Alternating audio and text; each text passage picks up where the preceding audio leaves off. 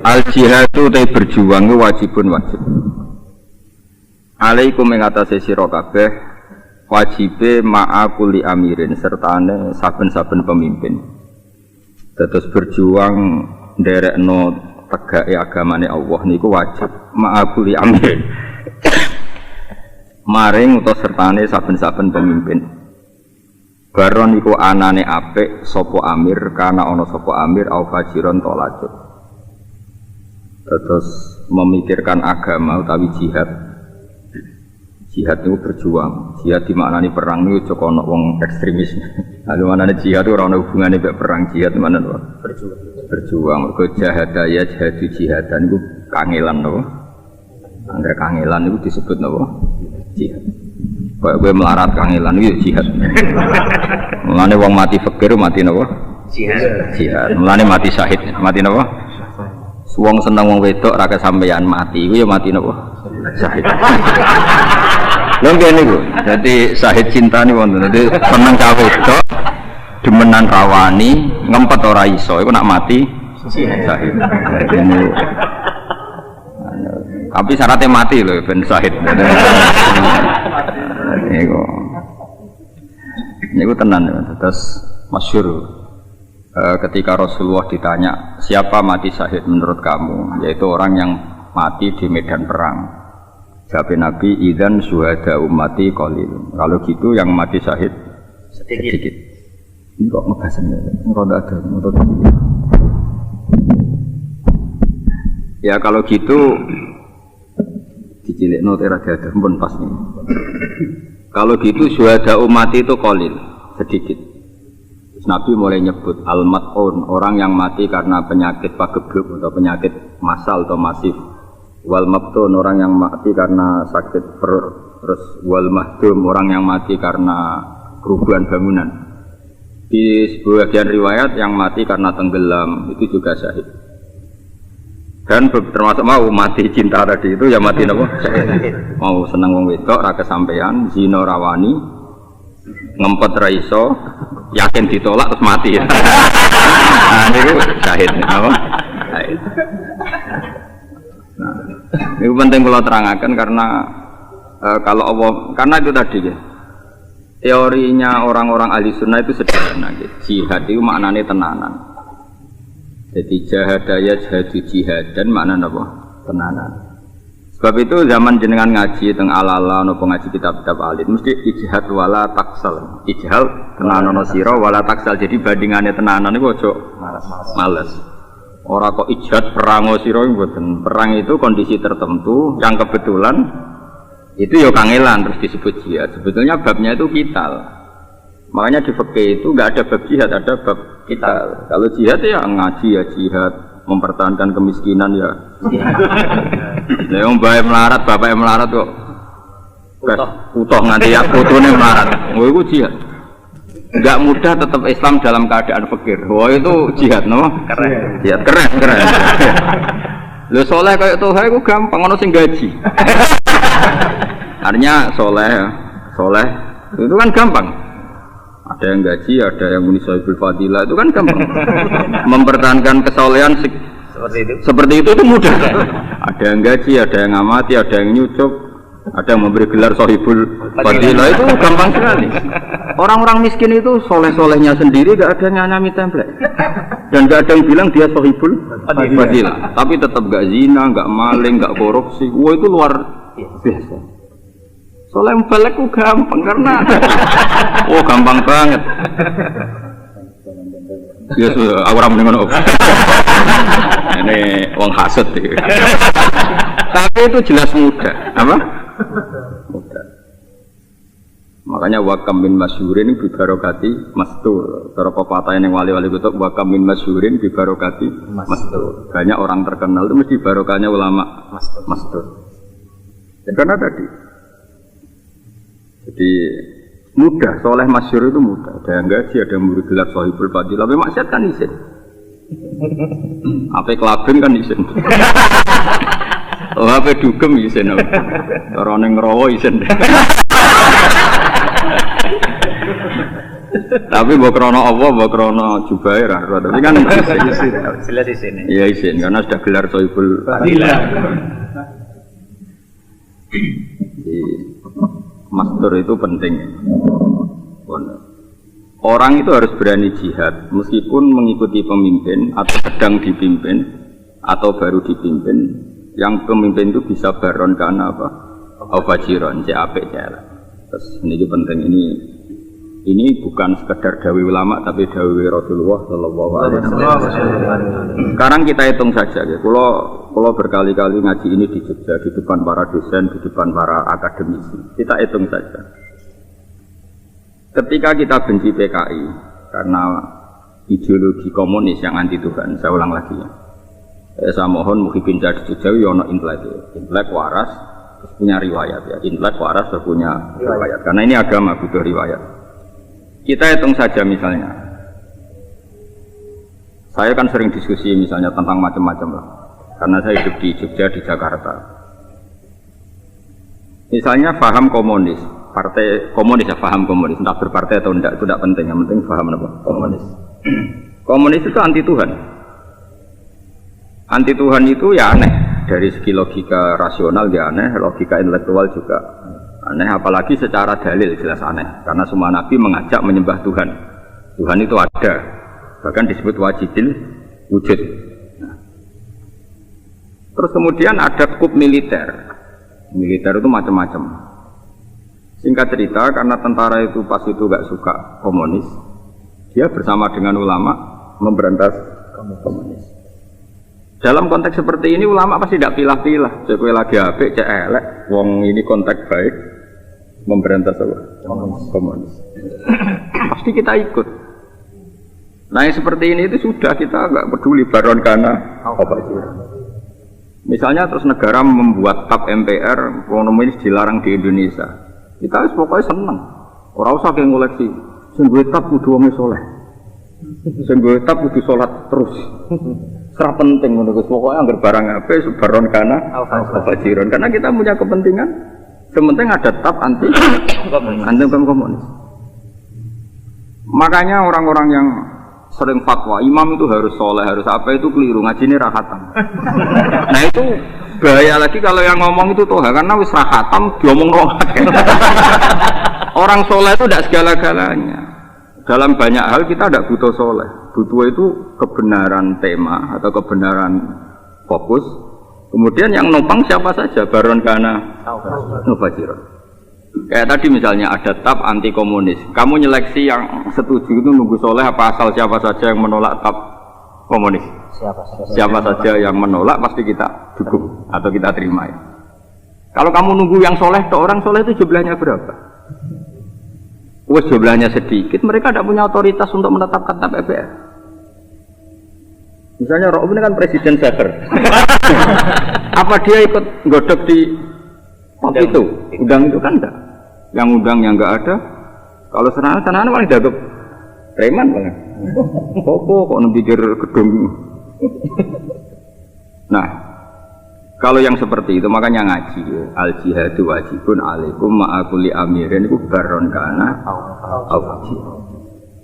jadi kalau hal tertentu yang mesti positif, misalnya ada TAP anti korupsi, anti komunis, anti pembubaran negara atau anti apa saja yang negatif harus kita dukung. Meskipun orang-orang ini wong macam-macam bisa baron karena apa sih? Asal itu baik pasti kita bilang al jihad wajibun alaikum ma'akuli amirin baron karena misalnya perlindungan buruh dari pelecehan seksual atau dari tindak aniaya kita harus setuju. Rata-rata LSM itu ya orang macam-macam, kadang ya orang sholat. Tapi kalau ada perlindungan buruh kita harus setuju. Kalau buruh sebagian ya santri, sebagian orang sholihah. Kalau nggak diundang kan juga kita repot. Karena dia tidak bisa melindungi buruh yang di rumah-rumah orang, yang di pabrik. Ya kalau temanya baik, dalam yang baik saja tentu ya kita harus dukung. Al jihadu wajibun alaikum ma'akuli amirin baron kana ubajiran. Eleng-eleng. Misalnya kayak kasus Rohingya. Rohingya itu Myanmar itu terdesak karena yang kritik tidak hanya Indonesia, seluruh dunia yang kritik. ASEAN semuanya yang kritik. Padahal ASEAN yang Islam hanya berapa? Mayoritas Indonesia sama Malaysia. Andai kan dipungut suara pakai polling, kita kalah. Yang pro Rohingya itu kalah. Karena ASEAN mayoritas non-Muslim. Tapi barokahnya satu tema global, satu tema universal, yang seperti itu semuanya menyalahkan. Akhirnya Myanmar kalah. Apa kamu terus bilang gini, yang setuju kita harus yang sama-sama Muslim, atau sama-sama soleh, bisa minoritas kamu dalam memperjuangkan Rohingya. Nah itu penting. Makanya kalau sudah tema-tema seperti itu ya sudah baron karena al-bajiran. Tapi kamu nggak perlu jadi orang liberal atau sekuler. Makanya saya bilang kita seperti ini berdasar riwayat, bukan karena kita liberal, tapi berdasar apa? Riwayat. Ya taruh saja tadi misalnya ada orang kafir 4 rapat. Intinya kita bikin keputusan perlindungan buruh dari pelecehan seksual dari aniaya. Yang Muslim 1 ra'ub. Ya harus setuju, masa tema baik kita tidak setuju? Malah aneh kan? Yang non Muslim punya tema baik, yang Muslim menolak tema itu malah saraf tuh. Kamu jangan pakai fikih, tapi 4 ini kafir semua, masa dukung pendapat orang kafir? Kalau orang kafir ngomong seperti itu bukan dengan kapasitas kekafirannya, tapi fitrah manusianya, dan itu seringnya universal. Nggih kados maling pun menolak maling. Jajal maling saiki malingi. Maling bar nyolong sepeda motor terus colong. Nakmu wancuk sepeda motor. Gitu. Itu artinya manusia itu fitrah, maling saja menolak dimalingi ya menolak maling. Jajal wong sing biasa zina bojone didemeni rok nek mesti gak terima. Mesti apa? Gak terima. Karena manusia punya fitrah, yang maling pun menolak maling, yang zina pun menolak zina.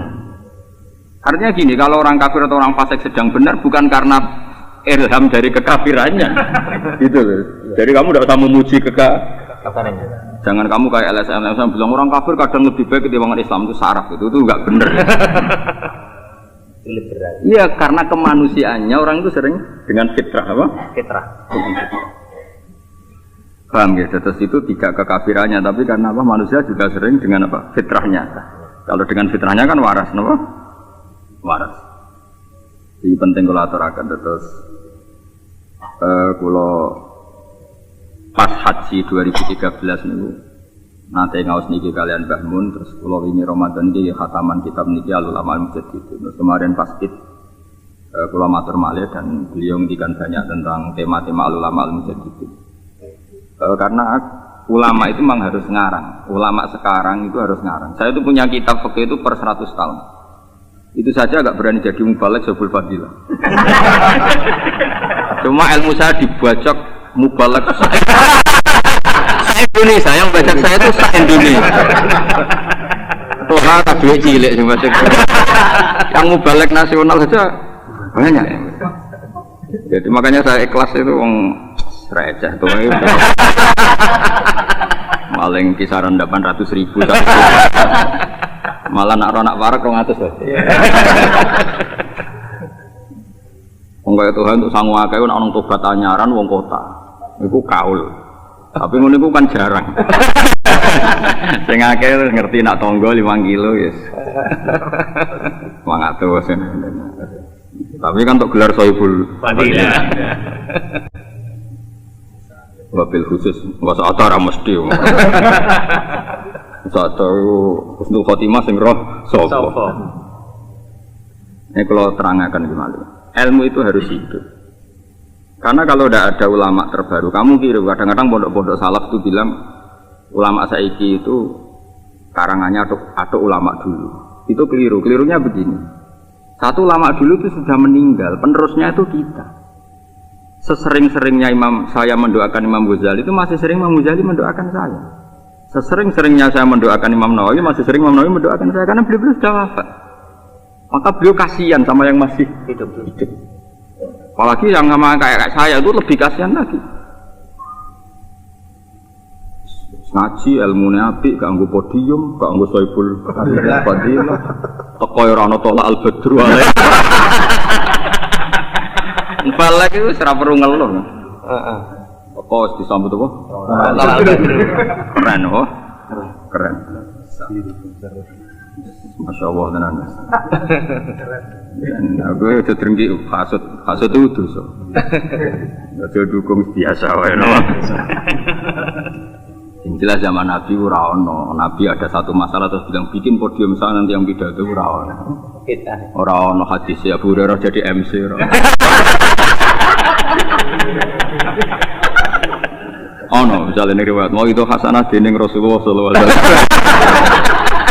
Lane nak pidato wae, tapi ora usah muni ku sunah Rasul. Kok golek tareh nganti mati ra ngarawan.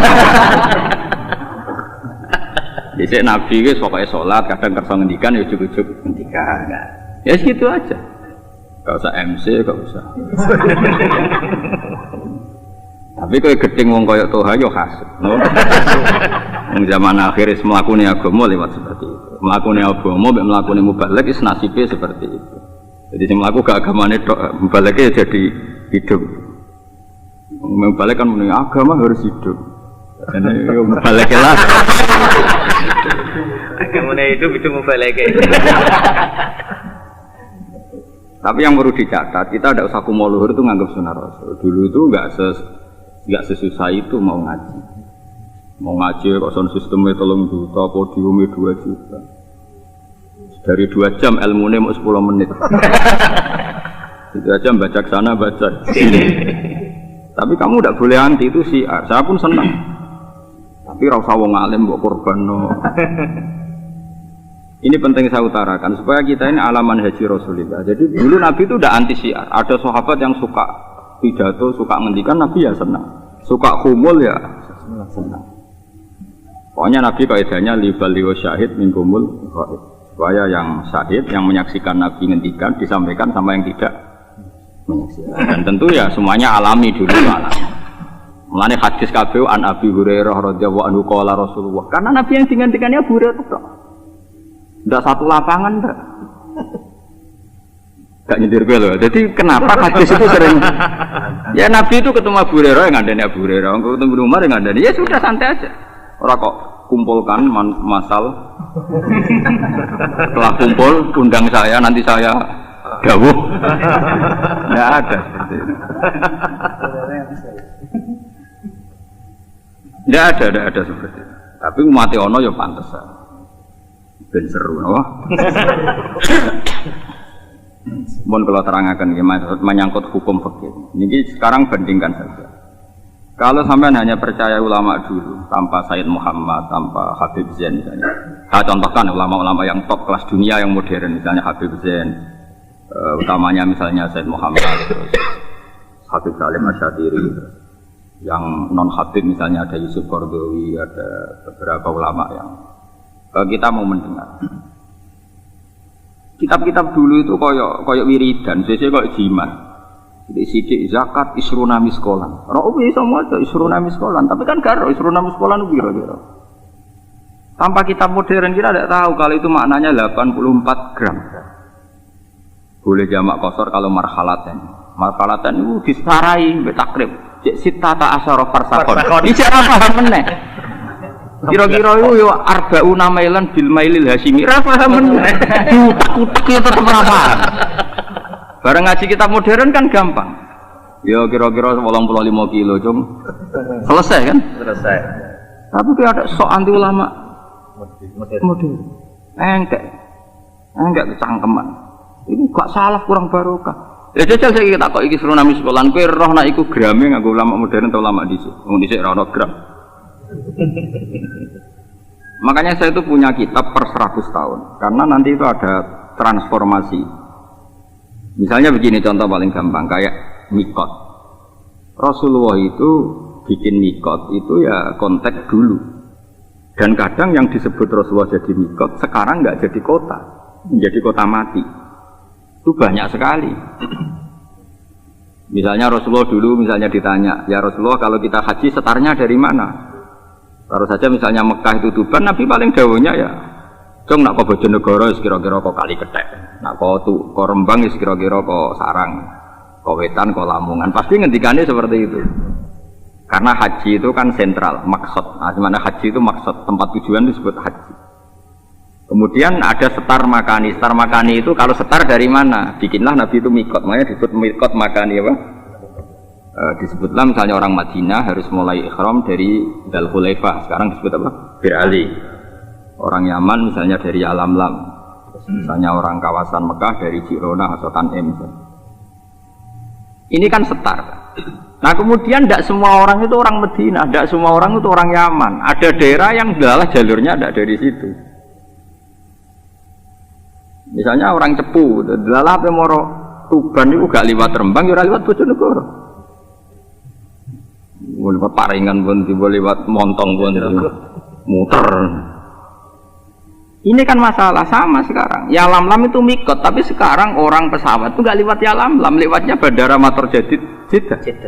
Jadilah masail fikih yang sampai sekarang jadi berdebat. Apakah boleh mikot dari airport Jeddah? Takbirnya mana? Mana ada Nabi ngomentari Jeddah? Adanya di kitab itu ya Lam-Lam, tapi pesawat ya, ora moro ya Lam-Lam. Cangkeman.